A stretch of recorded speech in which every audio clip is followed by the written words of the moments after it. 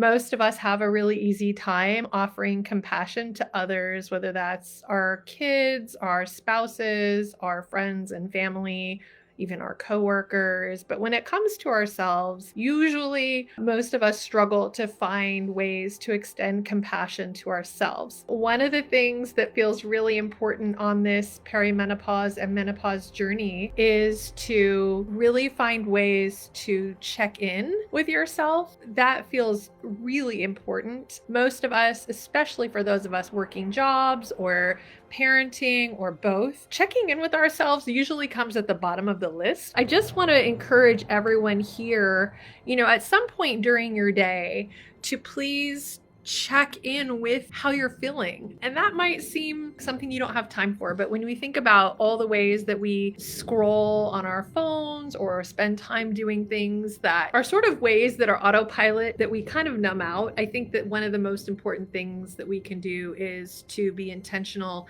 in the way that we spend whatever free time we have. It definitely feels like most of our days are pretty chock full of things. Finding ways to pause and actually check in with ourselves feels crucial. So what I would like all of us to do is to stop what you're doing for just a little bit. We're going to just do a quick guided meditation, and I'm going to do a little bit of explaining as we lead into the meditation. If you are in your home or at work and you're in a place where you can firmly put both feet flat on the floor, if you have support to put your back up against something, I'm just sitting up against the back of my couch and I'm sitting on a cushion, but you can sit in a chair or on the floor or on your bed. And the first thing is just we're going to take some intentional breaths, just checking in with where we are today. So closing your eyes and then taking a nice deep inhale in through your nose. And holding just for a second at the top before you exhale out through the mouth. And we're just going to do that 3 times, but slowly and intentionally. In through the nose, holding it, and then exhaling. One more time in through the nose and out through the mouth.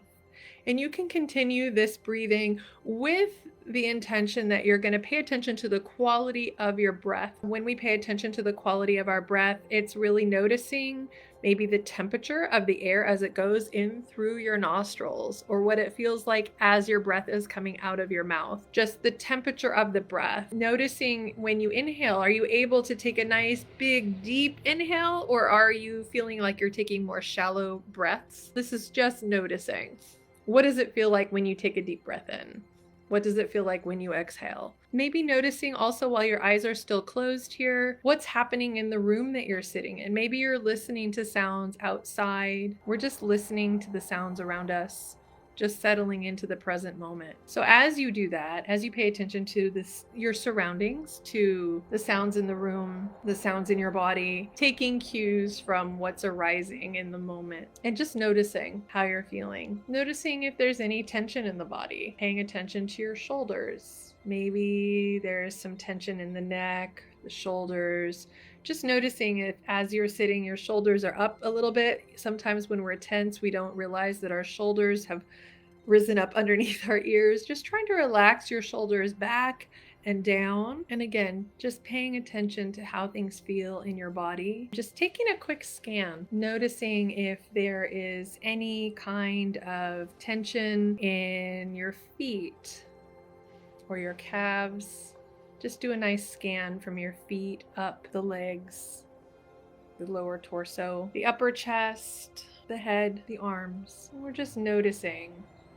And sometimes it helps just to name what's there. So maybe if you're feeling tension, if you have a feeling that is unpleasant, just labeling it unpleasant.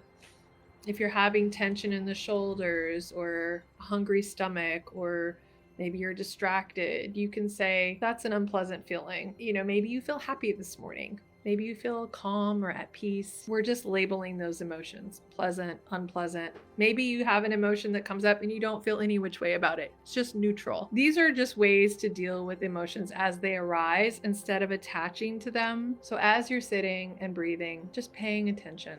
to what's arising. Any anxiety, maybe it's unpleasant. We're just going to label like high anxiety is here, it's unpleasant, and we're letting it go.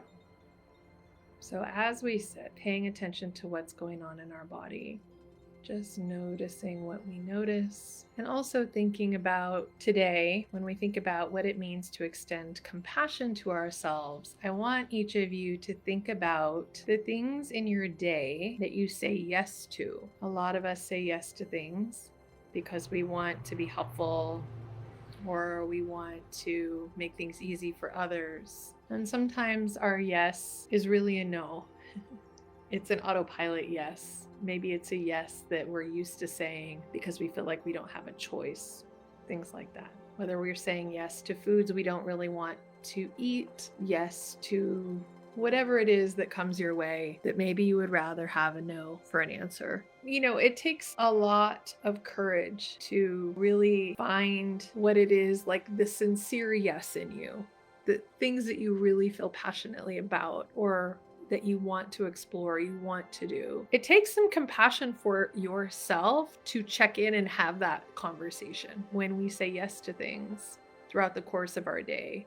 To be intentional about what that is requires courage and requires, in some cases, some forgiveness, because if we're in a loop of saying yes to things that we don't want to say yes to, and yet we still are, we're sort of compromising that component, that piece of ourselves that isn't able to feel like we can be authentic. And a lot of us carry that, like in our physical bodies, we carry that around, right? This heaviness of like obligation or responsibility that we maybe don't want. And certainly that also extends to this menopause journey. How we interact with ourselves when things aren't going our way, how we interact with ourselves when things feel difficult or challenging on this journey. Maybe you're struggling with your physical symptoms. Maybe you're experiencing unwanted side effects, or you just are tired. I am tired a lot.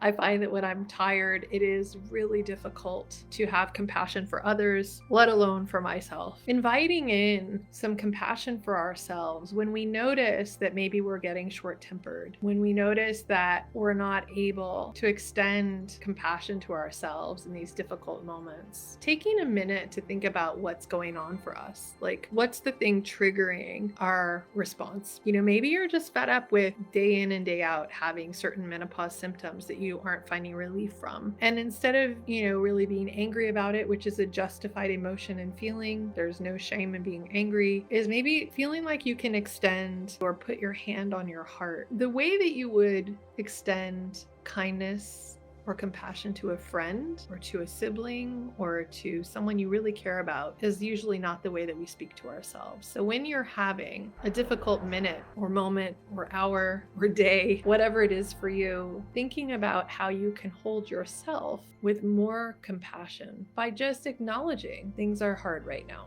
And like just making that simple gesture to yourself to pause and acknowledge, like, it's hard right now for me. Comforting ourselves is always something we have the ability to do, and most of us don't. So I find that, putting your hand on your heart is really soothing. And it's just a nice way to acknowledge when you're struggling.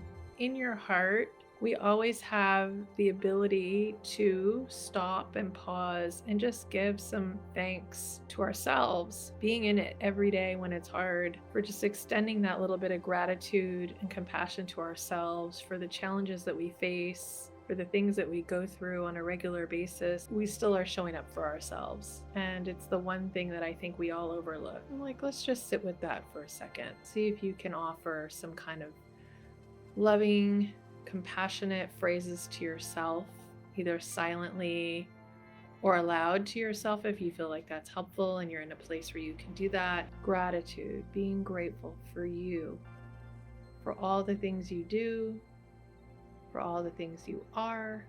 And then when you're ready, just slowly coming back into your body by wiggling your toes, moving your hands, maybe just doing a nice little neck stretch, a little to the left, a little to the right.